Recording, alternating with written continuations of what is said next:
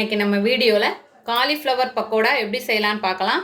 அதுக்காக காலிஃப்ளவர் எடுத்து இது போல் கட் பண்ணி தண்ணியில் போட்டு வச்சுருக்கேன். அதுக்காக 1 கப் கடலை மாவு, 1/2 கப் அரிசி மாவு, 1/2 டீஸ்பூன் காஷ்மீரி சில்லி பவுடர் எடுத்திருக்கேன், 1 teaspoon normal chilli powder, 1/2 teaspoon தனியாத்தூள், 1/2 டீஸ்பூன் கரம் மசாலா, 1/2 டீஸ்பூன் மஞ்சள் தூள், 1 டீஸ்பூன் இஞ்சி பூண்டு பேஸ்ட், ஒரு 2 பச்சை மிளகாவை சின்னதாக கட் பண்ணி வச்சுருக்கேன், கொஞ்சமாக கருவேப்பிலை பொடியாக கட் பண்ணது, உப்பு தேவையான அளவு, எண்ணெய் பொரிக்க தேவையான அளவு. இப்போ எப்படி செய்யலான்னு பார்க்கலாம். இப்போ காலிஃப்ளவர் எடுத்துருக்க பாத்திரத்தில் தண்ணி ஊற்றி ஸ்டவ்வை ஆன் பண்ணிட்டேன். உப்பு கொஞ்சமாக, மஞ்சள் தூள் சேர்த்துக்கலாம். சேர்த்துட்டு கலந்தாச்சு. இது போட்டு ஒரு 2 நிமிஷம் கொதி வரட்டும். இப்போது தண்ணி நல்லா கொதிக்குது. இப்படி கொதி வந்ததும் ஸ்டவ்வை ஆஃப் பண்ணிடலாம்.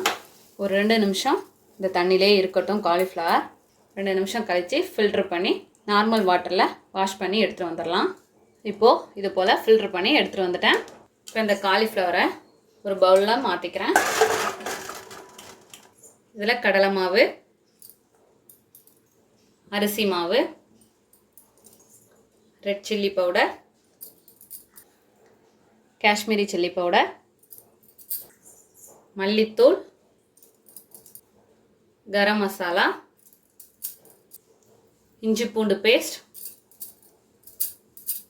பச்சை மிளகாய், கருவேப்பிலை, கடைசியாக கொஞ்சமாக உப்பு ஏற்கனவே சேர்த்துருக்கோம் காலிஃப்ளவரில்.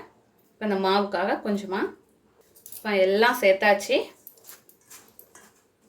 ஃபஸ்ட்டு நல்லா மிக்ஸ் பண்ணிக்கலாம். இப்போ கொஞ்சமாக தண்ணி சேர்த்துக்கலாம்.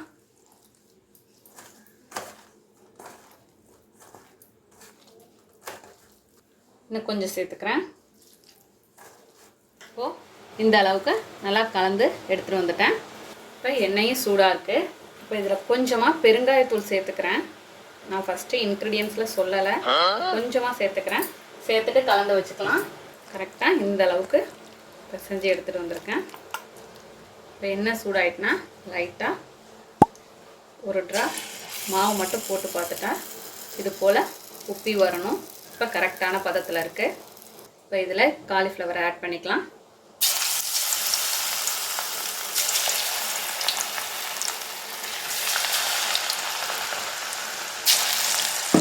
மீடியம் ஃப்ளேம்லேயே இருக்கட்டும். இப்போ இது போல் எல்லா பக்கமும் வேகிற அளவுக்கு திருப்பி விட்டுக்கலாம்.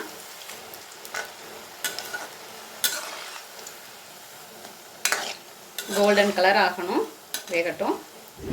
இப்போ எண்ணெயோட சொரசொரப்பெல்லாம் அடங்கிடுச்சு. இப்போ இதை அரைச்சிடலாம்.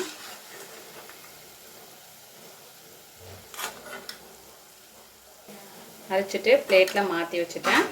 இது போல் எல்லா பேட்சஸையும் பொரித்து எடுத்துகிட்டு வந்துடலாம். இப்போ இதில் கார்னிஷிங்காக கருவேப்பிலையை பொரித்து எடுத்து போட்டிருக்கேன்.